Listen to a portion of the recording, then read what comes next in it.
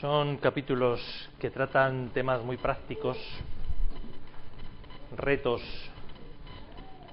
que tenía la Iglesia o situaciones, desórdenes que tenían que poner en claro con ayuda del apóstol Pablo, con ayuda del Señor y del apóstol Pablo. El trasfondo era este. Había unos graves desórdenes en la convivencia de la cual los corintios no eran conscientes.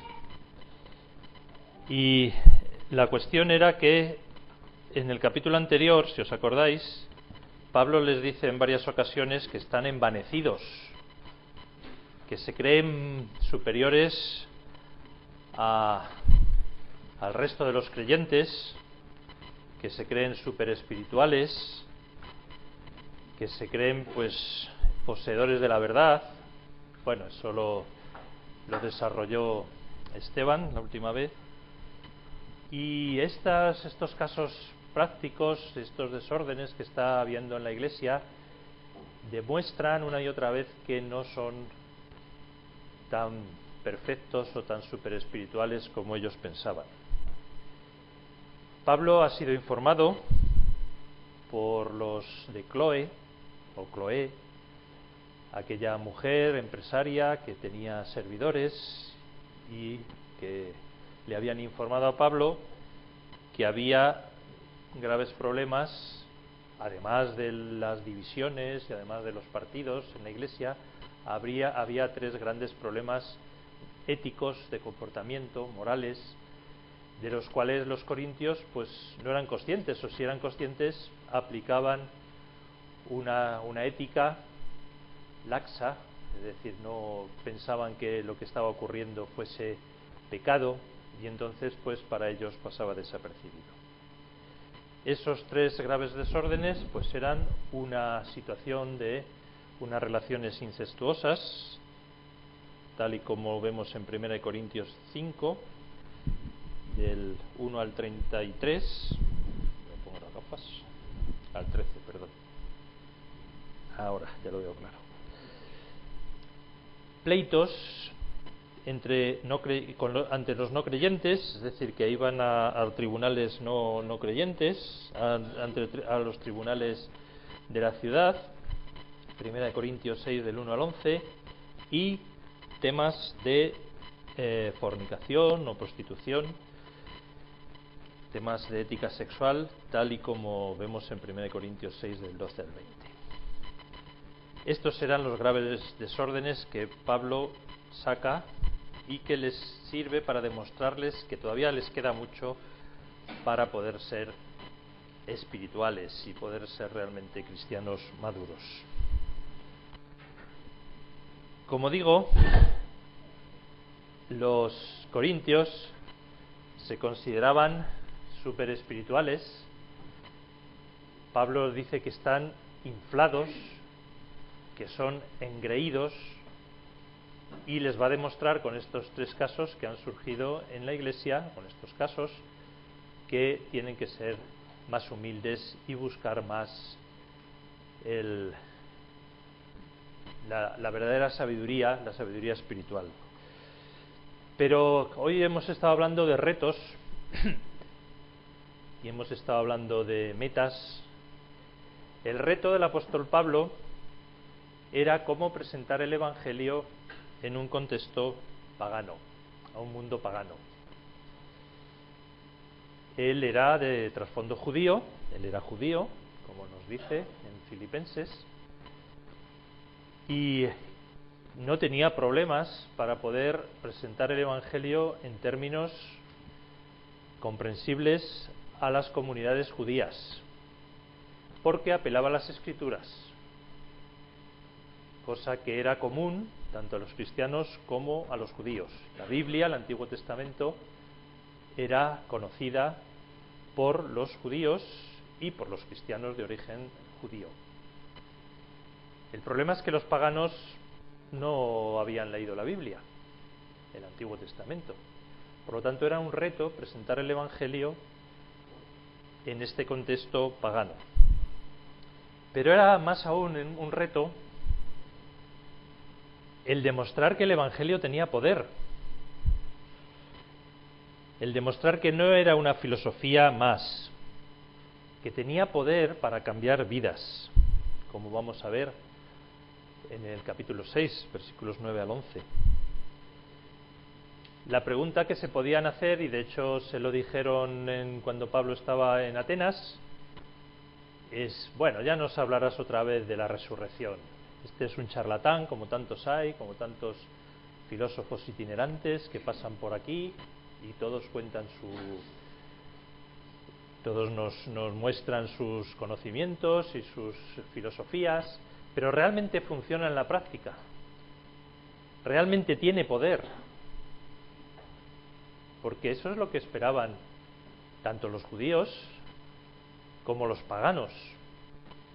Esta nueva filosofía que estaba surgiendo, el cristianismo, ¿tiene poder para cambiar vidas?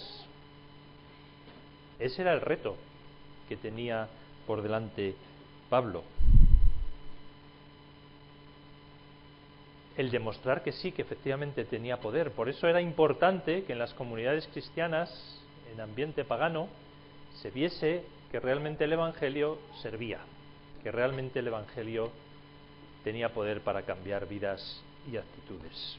Y por eso era tan grave que hubiese estos desórdenes en la Iglesia que demostraban que el cristianismo pues era una filosofía como otra cualquiera. El trasfondo de la carta es la vida espiritual. ¿Cuál es la verdadera vida espiritual? Y esto era fundamental para el testimonio del Evangelio,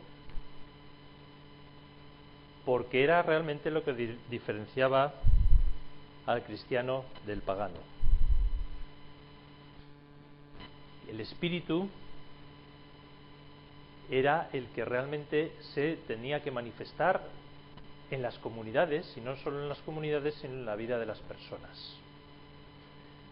Eso sí lo podían entender los paganos, porque vivían en un trasfondo o estaban acostumbrados a hablar del espíritu y a hablar de algo que estaba más allá de lo material y que se manifestaba en la vida de las personas, unas veces de forma mágica, otras veces de forma pues soterrada, de forma con fenómenos poco aparentes, pero ellos sí entendían lo que eran los fenómenos espirituales. Pero ¿cuál era la verdadera espiritualidad? Y ese es el mensaje de toda la epístola a los Corintios. ¿Qué significa ser espiritual? Ellos se consideraban espirituales, y Pablo les tiene que demostrar que les queda mucho para poder ser auténticamente espirituales. Les está demostrando a los corintios que no son tan espirituales como ellos pensaban, porque no están juzgando como espirituales situaciones muy graves que están afectando gravemente a la congregación. Y además, lo que es peor, están dando motivos de escándalo para los de afuera, tal y como lo vemos en estos dos capítulos. Vamos a ver cuáles eran estos graves problemas. El esquema que tiene Pablo en su escrito es el siguiente. Primeramente habla de un problema que tiene que ver con un matrimonio que hay en la iglesia, un problema sexual, en cierta forma. Después habla de los pleitos que hay en la congregación y cómo se resuelven, y termina con otro problema sexual. El caso era que había un cristiano que se había casado con su madrastra, con la mujer de su padre. El padre había fallecido, no sabemos muy bien el contexto, y él entonces pues cogió a esta mujer como esposa. La ley romana, no solamente la ley judía, si leéis algunos textos como en Levítico 18:8 o en 20:11 o en Deuteronomio 22:30 o 27:30, prohibía este tipo de relaciones. Pero es que también la ley romana tenía estas relaciones por incestuosas. Por lo tanto, era algo que estaba en contra no solo de las leyes divinas, sino también de las leyes paganas, de las leyes culturales, de las leyes romanas. Lo peor es que esta persona lo justificaba porque pensaba que obraba en el nombre del Señor. Hay un versículo, que es el versículo 4 del capítulo 5, que en nuestras Biblias pone: en el nombre de nuestro Señor Jesucristo, reunidos vosotros y mi espíritu. Hay que tener en cuenta que los manuscritos no tienen esta división de versículos. Se leía todo de corrido. No había tampoco puntos y comas. Era dificultoso leer los manuscritos. Requería mucha atención, concentración. Y es posible que este hombre cristiano que se había casado con su madrastra pensase, desde un punto de vista de una moral muy laxa, muy floja, que podía casarse con esta mujer, porque estaba actuando en el nombre de nuestro Señor Jesucristo. Hay muchos comentaristas que entienden este versículo de esta forma, no que lo diga Pablo, sino que era un argumento que utilizaba esta persona, este hombre. Lo cual nos hace ver hasta qué punto estaban confusos, atribuyendo a revelaciones divinas o queriendo actuar en el nombre de Jesús. Es decir, realmente no tenía esta persona ni la Iglesia, puesto que no había tomado medidas, una idea muy clara de lo que se podía hacer y lo que no se podía hacer.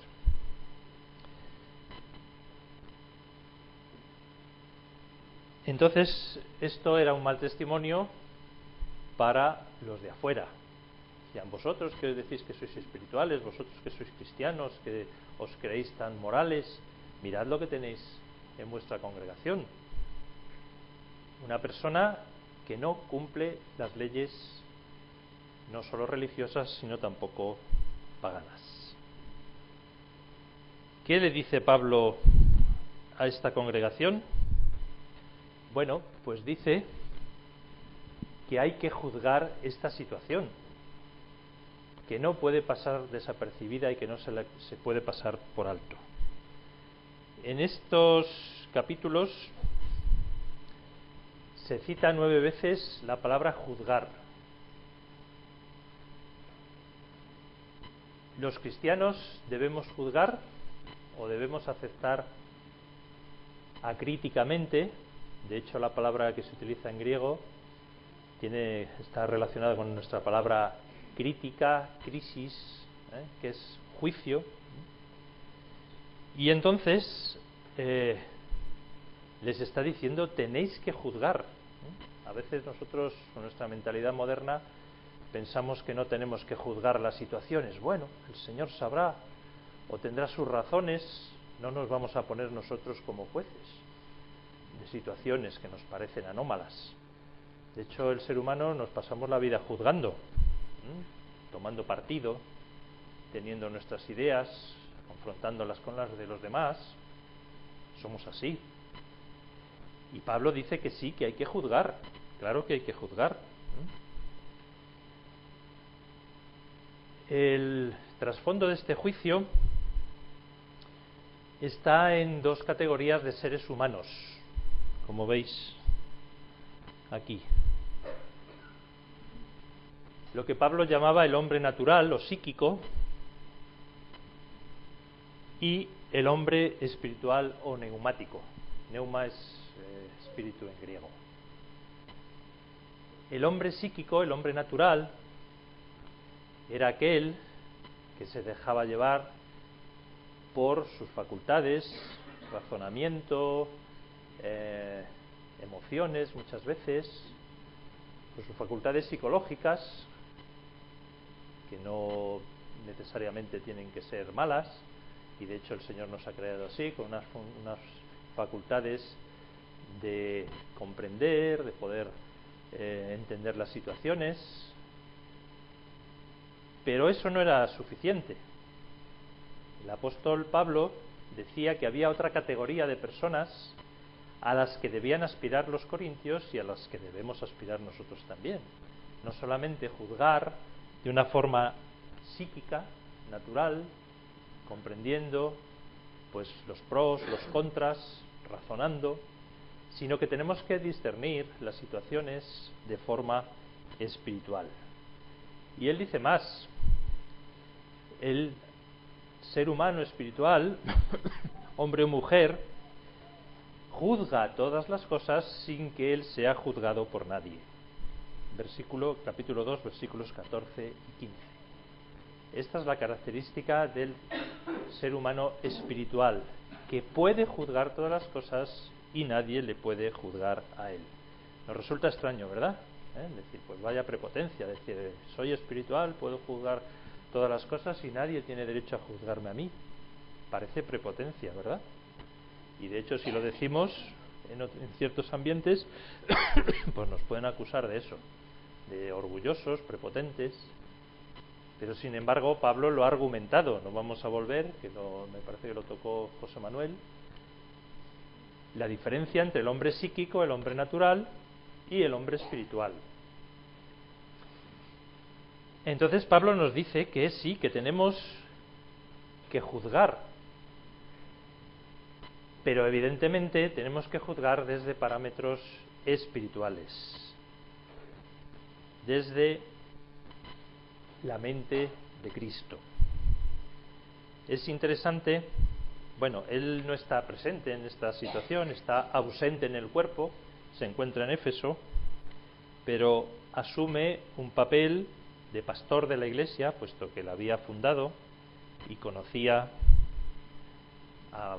personalmente a estas personas y se veía con la autoridad de poder intervenir y juzgar en estas situaciones. Pero es interesante que no se refiere, los que tienen que juzgar no son los dirigentes de la iglesia, como aquellas personas que profesionalmente se encargan de llevar esa iglesia y del orden y de ejercer autoridad en la iglesia. Está hablando de toda la iglesia. Las cartas eran leídas a toda la iglesia, no iban dirigidas a los dirigentes, exceptuando las cartas pastorales como 1 y 2 de Timoteo, Tito, que sí están dirigidas a unos dirigentes. Aquí está dirigida a toda la iglesia, o sea que está diciendo que todos podemos juzgar y debemos juzgar, pero evidentemente desde una perspectiva espiritual, como nos ha dicho en el capítulo 2, versículo 16. Para juzgar correctamente tenemos que ser espirituales, o dicho de otra forma, tener la mente de Cristo, es decir, estar tan imbuidos, tan familiarizados, tan identificados con la mente de Cristo, con lo que Cristo dijo, con lo que Cristo actuó, de tal manera que juzguemos desde esa perspectiva y de una forma espiritual. ¿Podemos juzgar todo? Sí, pero tenemos que asegurarnos de que realmente nuestros juicios están basados en argumentos espirituales.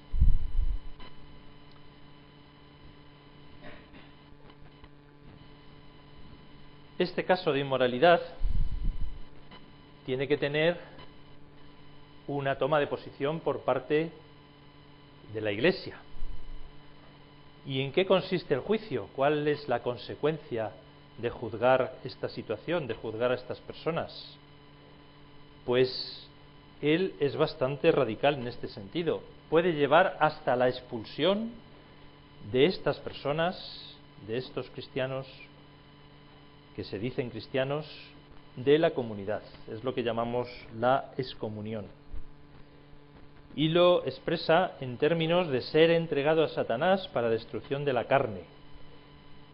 Consideraba que la Iglesia era un lugar donde las personas estaban seguras con respecto a las asechanzas, a los ataques de Satanás.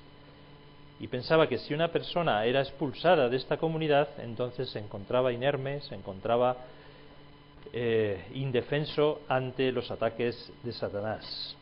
Es como los comentaristas piensan que se tiene que entender este versículo. Ser entregado a Satanás para destrucción de la carne significa expulsarle de la comunidad y exponerle a los ataques de Satanás sin ningún tipo de protección, la protección que daba la comunidad, pero con la posibilidad de restaurarle si él se arrepentía. Y eso es lo que es la segunda parte del juicio: salvarse en el Espíritu en el día del Señor Jesús, porque el pensamiento del apóstol Pablo es un pensamiento que tiene en mente el juicio final, es un pensamiento escatológico. Entonces, ese hecho de expulsarle, y si la persona podía llevar a que la persona se arrepintiese, se encontrase fuera de la congregación, fuera de la comunión, fuera del ámbito de la Iglesia, y le hiciese reflexionar, y de esa forma pudiese salvarse en el día del juicio final, volviendo otra vez a la congregación y volviendo otra vez arrepintiéndose de su pecado. No hay que entenderlo como se entendía en la Edad Media, que decían: quemamos a los herejes porque de esa forma el cuerpo se destruye, pero el espíritu se salva. No hay que entenderlo así, aunque algunos lo entendieron, sobre todo en la Edad Media, en los autos de fe. Se quema el cuerpo para que de esa forma el espíritu sea salvo. Hay que entenderlo más bien en un sentido comunitario, cómo hacer que la persona recapacite acerca de su comportamiento y pueda arrepentirse y pueda ser restaurada y ser salvo en el día del Señor Jesús. Y utiliza un símil que los judíos entendían bien, que es el símil de la levadura. En la Pascua, tal y como se nos describe en Hechos 12, versículo 15 y el 13:7, se preparaba la Pascua buscando por toda la casa levadura, que es la que hace fermentar el pan. Y la levadura en el Antiguo Testamento, en el Nuevo Testamento, es símbolo del pecado. Un pequeño grano de levadura, que es un hongo, que es algo que se multiplica muy rápidamente, si se dejaba en la casa, cuando se hacían los panes sin levadura, los panes ácimos, podía hacer que esos panes se convirtiesen en panes con levadura, y era el símbolo del pecado. Y podía ser a lo mejor un granito, no tenía que ser una cantidad apreciable. Un granito de levadura podía hacer que todo el pan que se estaba preparando, que no tenía que tener levadura, fermentase. Entonces aquí le viene muy bien a Pablo el ejemplo de la levadura, de la Pascua, porque está diciendo: esto que os parece una pequeña cosa, porque sois muy liberales, porque sois muy laxos, porque sois en cuestiones de moral, porque sois muy tolerantes, pues puede ocurrir que influya en la comunidad ese mal ejemplo que está dando esta persona, influya en la comunidad y vaya creciendo el ejemplo, y otros se atrevan a hacer cosas similares o peores. ¿Entendéis? El ejemplo de la levadura aplicado a una situación comunitaria, y nos hace ver cómo tenemos que ser en este sentido, pues como los judíos cuando preparaban la Pascua: purificar la comunidad, purificar la casa, para que no haya restos de esta levadura que es el pecado, aunque nos parezcan que sean insignificantes. Él habla de la influencia en la comunidad del mal ejemplo. La vieja levadura, malicia, perversidad, en contraste con la nueva masa de pureza y verdad, porque lo relaciona con la nueva Pascua cuyo cordero sacrificado es Cristo. Así que les está diciendo, os creéis muy espirituales, estáis envanecidos, estáis engreídos, estáis inflados y estáis pasando por alto un poco de levadura que os parece que no tiene importancia, pero que puede influir de tal manera que cunda el ejemplo y al final toda la Iglesia pues caiga en pecados como este o peores. Perdón. Sin embargo, también había otra posibilidad, y es que los corintios utilizasen una interpretación demasiado rigorista, pasarse de un extremo a otro, o ser demasiado laxos, demasiado tolerantes, a otro punto, a otro extremo, que sería ser demasiado rigoristas. Como veis, se parecen a nosotros, nos pasamos de un extremo a otro. Porque ellos decían, bueno, entonces no tenemos que juntarnos con los fornicarios, ni con los avaros, ni con los ladrones, ni con los idólatras. Y Pablo les dice, bueno, si lo interpretáis de esa forma tan estricta, con tanto rigor, pues entonces os tenéis que ir al desierto. Porque es que estáis viviendo en una comunidad, ya lo vimos la primera vez, el primer día que presentamos la comunidad de Corinto, que no era una comunidad precisamente muy aconsejable, una comunidad en la que había cultos en los que se practicaba la prostitución, cultos idolátricos, una comunidad de mercaderes en la que seguramente pues había ahí un acúmulo de riquezas no bien ganadas de una forma honrada, había especulación, había personas que pues engañaban a otras, las defraudaban, las engañaban, y de esa forma pues aumentaban sus ganancias. Entonces Pablo les tiene que advertir, bueno, no os paséis, estáis viviendo como santos, porque así es como les llama en el primer capítulo, sois santos, separados para Dios, ya lo pero en un mundo pecador. Y estáis ahí y no os podéis marchar, porque es donde tenéis vuestra vida. Pero sí que podéis hacer una cosa: cuando descubráis en vuestra congregación a una persona que practica alguna de estas cosas, que son libertinos, que son codiciosos, que son idólatras, que son difamadores, que son borrachos, que son estafadores, si ellos dicen que son cristianos y practican estas cosas, de estos es de los que os tenéis que apartar. Con estos ni comáis. Está haciendo una alusión a la mesa del Señor, que se celebraba con una comida. Más adelante eso también dará origen a algunas amonestaciones del apóstol Pablo y alguna intervención del apóstol Pablo. Con estos que se dicen cristianos pero que practican estas cosas, ni aun comáis, no os juntéis con ellos. Ahí sí tenéis que ser estrictos, para que el mundo que está observando, el mundo pagano, no os identifique con ellos. Estos que dicen que son santos, bueno, pues mira, tienen entre ellos al mayor estafador de la ciudad, tienen al mayor borracho, que cuando se celebran las saturnales o las bacanales, pues ahí está el primero bebiendo, y se dice cristiano. Tenemos que ser en eso, hermanos, también estrictos, no para irnos del mundo, porque nos tendremos que relacionar con personas cuyo comportamiento moral no sea correcto, pero no podemos aislarnos. Es más, podemos dar testimonio a esa persona con nuestra vida para que el Espíritu le haga ver que está haciendo cosas que no son correctas. Con esos ni aun comáis, alusión al ágape en la mesa del Señor. El segundo problema, desorden grave, que están teniendo es el tema de los pleitos, es el tema de dirimir sus diferencias y sus asuntos legales en los tribunales paganos.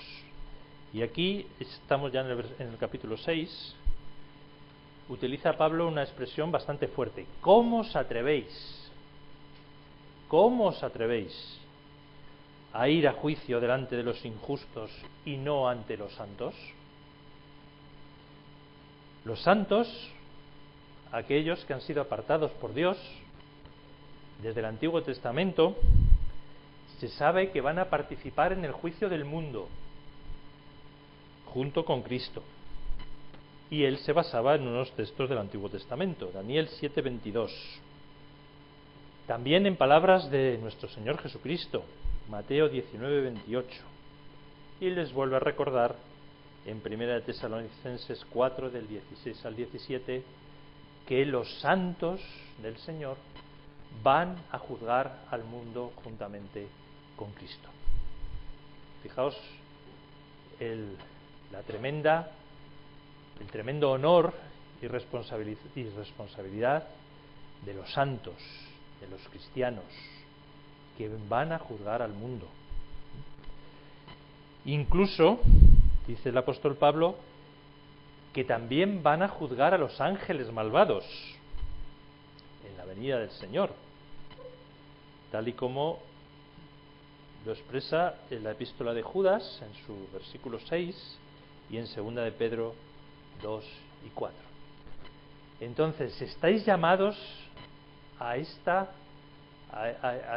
trabajo de juzgar al mundo y incluso a los ángeles caídos.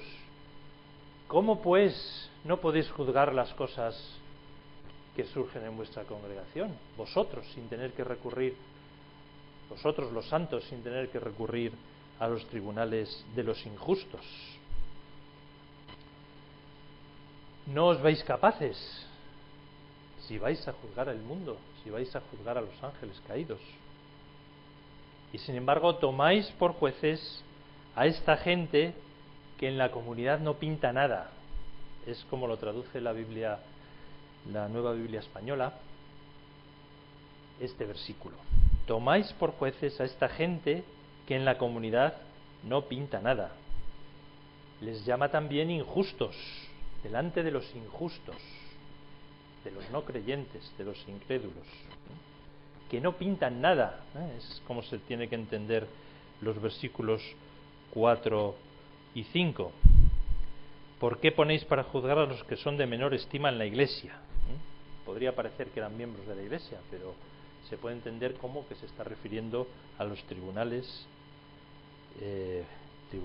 civiles. Para avergonzaros lo digo, pues ¿qué? ¿No hay entre vosotros ni uno solo que sea sabio para poder juzgar entre sus hermanos? ¿No hay un hermano sabio, prudente, que decida en las disputas?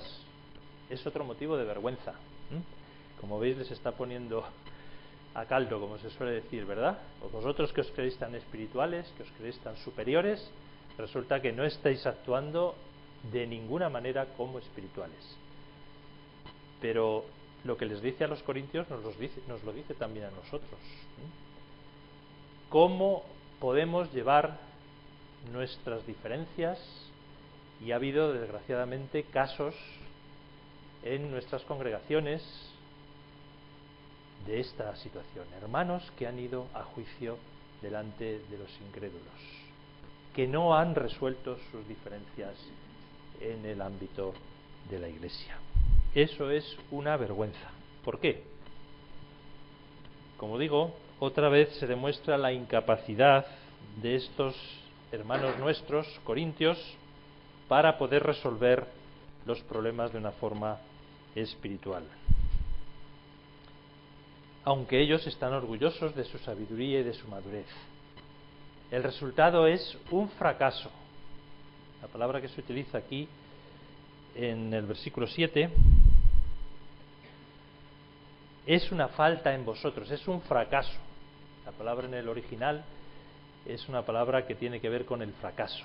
Estáis fracasando como congregación y estáis dando un mal testimonio a vuestros compatriotas, a vuestros conciudadanos. Una derrota total, una gran pérdida. Versículo 7. Y da la solución. La forma de actuar es no tener pleitos que atenten contra la unidad del cuerpo. Eso lo va a desarrollar posteriormente en el capítulo 12, versículos del 12 al 27. Cuando hay disputas, no solamente cuando hay partidos, como habló en los primeros capítulos, cuando hay situaciones de yo soy de Pablo, yo soy de Pedro, yo soy de Apolo, yo soy de Cristo, eso atenta contra la unidad del cuerpo de Cristo, porque para Pablo la Iglesia es un cuerpo, del cual todos nosotros somos miembros. Y dirá más adelante, ¿pueden los miembros de un cuerpo pelearse unos con otros? Es absurdo, es ilógico. Pues vosotros lo estáis haciendo, sois miembros de un cuerpo.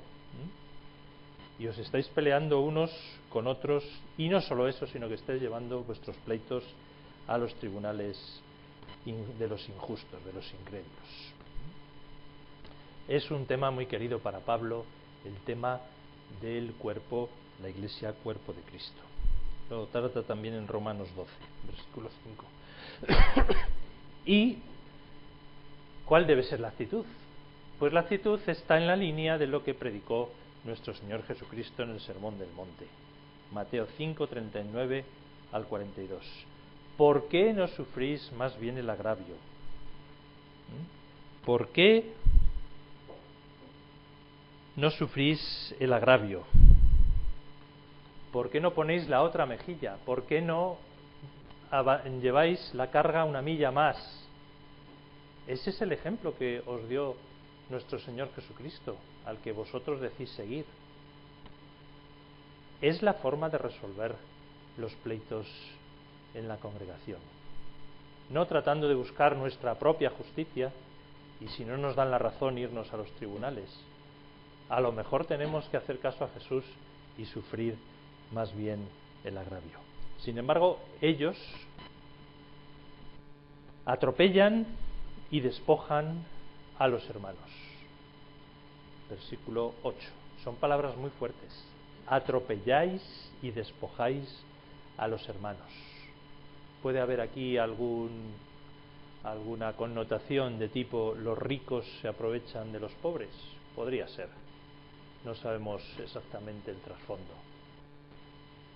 Pero están cayendo en el pecado en el que cayó Israel, en la que los poderosos, los ricos, los terratenientes, atropellaban y despojaban a los más humildes. Qué testimonio, ¿verdad? Qué tremendo. Sigue con la argumentación y les dice que haciendo tales cosas no se diferencian de los incrédulos. Los incrédulos o los injustos, ádicos, es la palabra que se utiliza en griego, es una palabra que no solamente lo utiliza Pablo, lo han utilizado desde muy antiguo filósofos como Platón, Aristóteles. Y es interesante que introduzca aquí este término ádicos o injusto. Tige es la justicia, ádicos es la partícula negativa, son los injustos. Sería para estos pensadores, y no olvidemos que Pablo pues se mueve en el trasfondo helenístico, es decir, que conocía a todos estos pensadores y a veces utilizaba sus argumentos. Los injustos perdón, son los que chocan, o la injusticia es la que choca contra las costumbres, los usos, el decoro. La injusticia es lo que es inconveniente, fruto de la mala fe o de la mentira. Hay que distinguirlo de los ánomos, que son los que no cumplen la ley. Cuando la ley está escrita y no se cumple, se entra en una situación de anomía, de ilegalidad. Pero los injustos se enfrentan más bien contra el orden del mundo, el cosmos, y de la ciudad, la polis. Para los griegos era muy importante la ciudad, la polis, como ámbito donde se tenían lugar las relaciones de unos con otros, y tanto Platón como Aristóteles escribieron unos tratados sobre política, que era cómo se deben relacionar los ciudadanos de la ciudad. Pues cuando alguien atentaba contra este orden, que era un orden cósmico o era un orden político de la ciudad, se les podía considerar injustos. Y por supuesto, desde una perspectiva de la Biblia, pues también se consideran injustos a los que van contra las leyes divinas, como por ejemplo este hombre que se casó con la madrastra, con la mujer de su padre. ¿Y cuál es el comportamiento de los injustos? Pues aquí también utiliza algo que utilizaban los filósofos de la época, sobre todo los que eran morales y hablaban de una moralidad, y es que ponían un catálogo de vicios para compararlos con un catálogo de virtudes. Y aquí vuelve a mencionar a los fornicarios, pornoi, de donde viene la palabra pornografía, que tratará a continuación, y añade a todos estos que ha hablado de ellos en el capítulo 5, 10 y 11, añade adúlteros, añade afeminados y los que se acuestan con varones. No vamos a entrar en lo que para ellos significaban estas palabras, y además que está de bastante actualidad hoy en día, solamente apuntar que la palabra que se utiliza en cuanto a afeminados es... Esto es aquí. Malakoi y arsenokoitai. Malakoi significa débil, se utiliza en otros contextos como alguien débil, y ahí la palabra afeminado. Eran los que en una relación sexual eran pasivos, mientras que los arsenokoitai eran los que en una relación sexual eran activos. Probablemente estos arsenokoitai obligaban a otra persona, utilizaban métodos coercitivos para poder tener relaciones con esa persona, mientras que los afeminados pasivamente dejaban que tuviesen relaciones sexuales con ellos. Esto sería para hablarlo, cuáles eran las costumbres de la época y ver qué hay detrás de estos términos, pero es interesante que Pablo los incluye en el catálogo de vicios, lo mismo que a los fornicarios, pornoi, que a los adúlteros, que a los ladrones, que a los estafadores, borrachos, es decir, todo iba incluido en estas obras, podríamos llamar, de la injusticia. Las obras de la injusticia. Los injustos practican estas cosas. Eso lo desarrollará más en la epístola a los Gálatas, por ejemplo, hablando del fruto del Espíritu. Los cristianos ni siquiera pueden ocurrírsele practicar ninguna de estas cosas. Y aquí viene el énfasis, y yo creo que es la conclusión de estos capítulos, porque a continuación va a hablar de la impureza sexual, de la fornicación, pero ya les adelanta: esto erais alguno de vosotros. Erais ladrones, erais difamadores, erais borrachos, erais adúlteros, erais malakoi, afeminados, os acostabais con varones, esto erais alguno de vosotros. Pero, vamos a leerlo, es el versículo... Bueno, el juicio, otro juicio, es que los injustos no heredarán el reino de Dios. No os engañéis, estamos en versículo 9, ni los fornicarios, ni los idólatras, ni los adúlteros, ni los afeminados, ni los homosexuales, realmente es los que se acuestan con varones, ni los ladrones, ni los avaros, ni los borrachos, ni los maledicientes, ni los estafadores heredarán el reino de Dios. Y esto erais alguno de vosotros. Es decir, que habían pasado de esta vida a una nueva vida. Y ahí se demostraba el poder del Evangelio.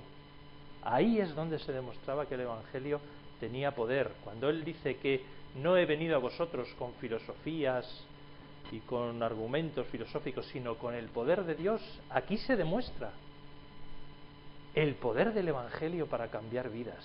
Esto erais alguno de vosotros, pero ahora habéis sido lavados, una referencia al bautismo, de la regeneración.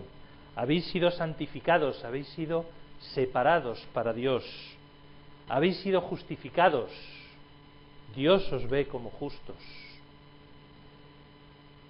habéis sido redimidos, no lo dice aquí, pero lo dice en el capítulo 1, habéis sido liberados de todas estas cosas, en el nombre del Señor Jesús y por el Espíritu de nuestro Dios. Ahí radica el poder del Evangelio, ahí es donde se dirime si realmente el Evangelio es verdad o no es verdad, en que tiene poder por medio del Espíritu para cambiar vidas. Ahí es donde realmente se va a ver la diferencia.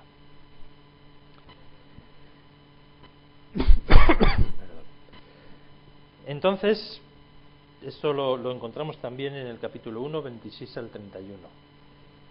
Esto erais alguno de vosotros, con lo cual se demuestra el poder del Evangelio que cambia vidas por el Espíritu Santo, que produce santificación, redención y justificación. Y terminamos nosotros también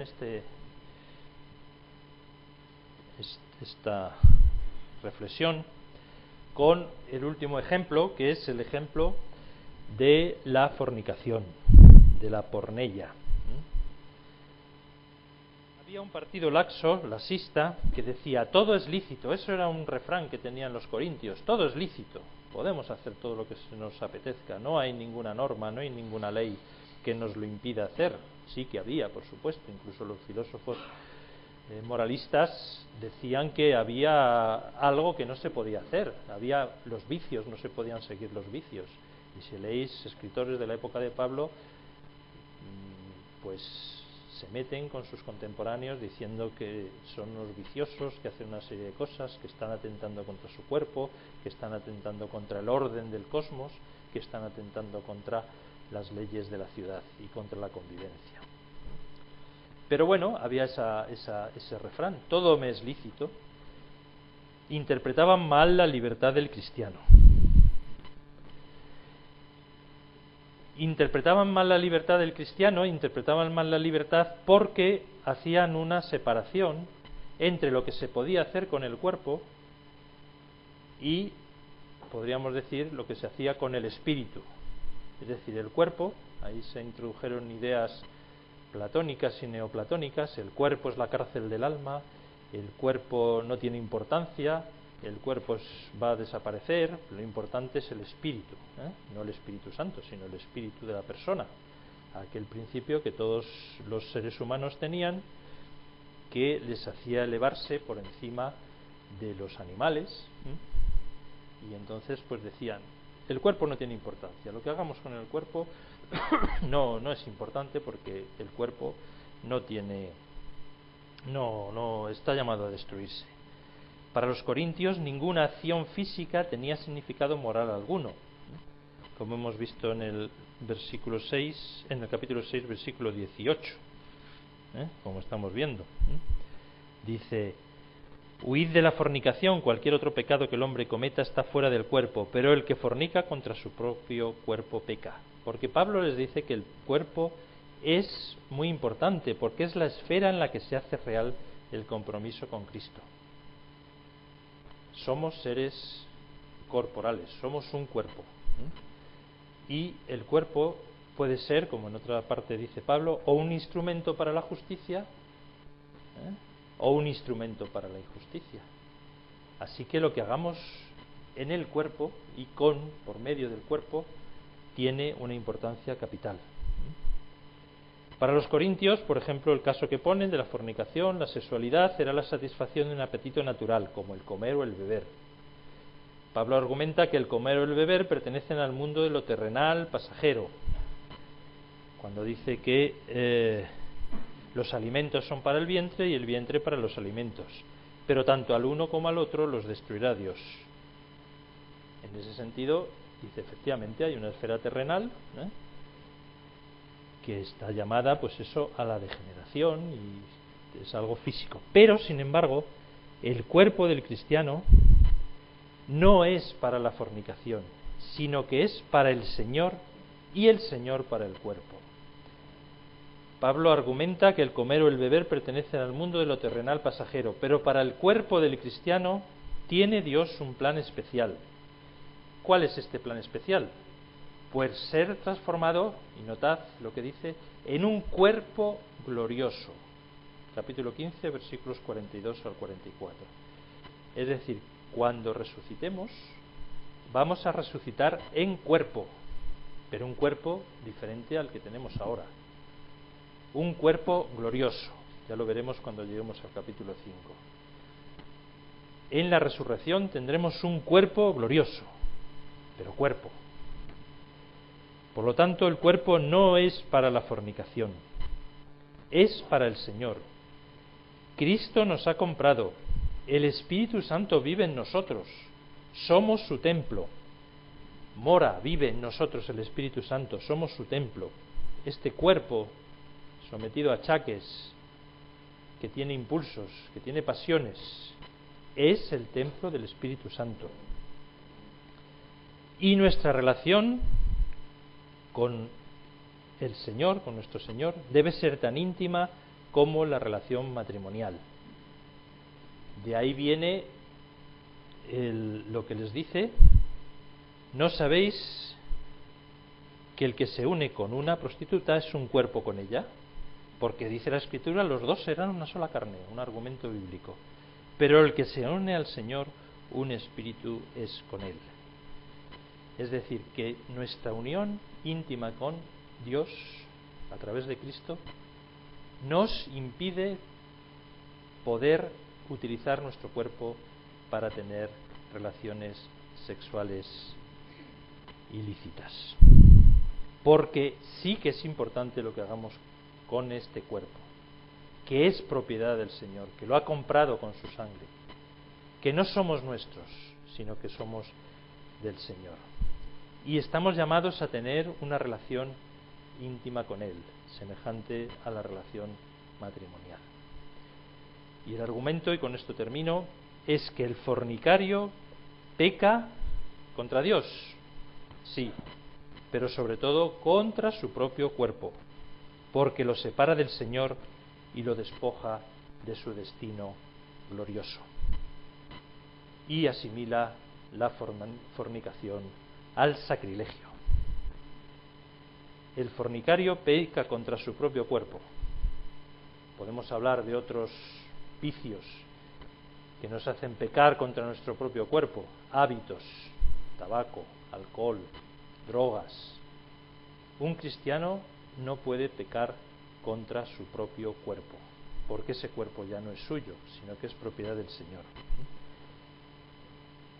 Y lo despoja, lo hace que pierda ese destino glorioso que se va a manifestar en la resurrección. Pues esto es lo que nos transmite los capítulos 5 y 6. No somos muy diferentes a los corintios. Estamos sometidos a sus mismas pasiones, presiones, conflictos, pero tenemos que ser conscientes de ello.